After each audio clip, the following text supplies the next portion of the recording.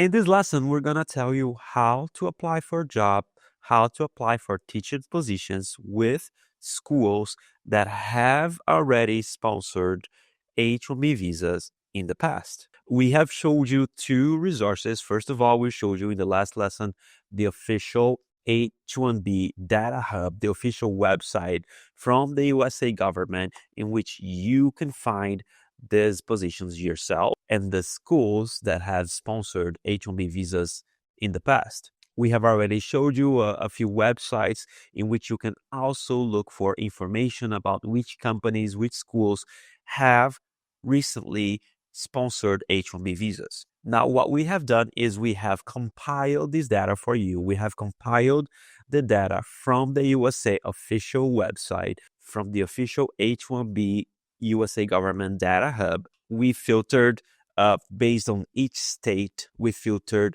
which schools in the method that we taught you to do it. We filtered in each specific state which schools sponsored visas in those states. So we have then put together this spreadsheet for you, and you can see there is a tab underneath for each state of the USA. So you can find in detail a full list for each state of which schools or school districts sponsored visas in those states. So you can apply for positions in those states. So the first thing I would do is go back to the resource that we shared you on lesson 1, on module 1, in which we showed you which states pay teachers the most and least.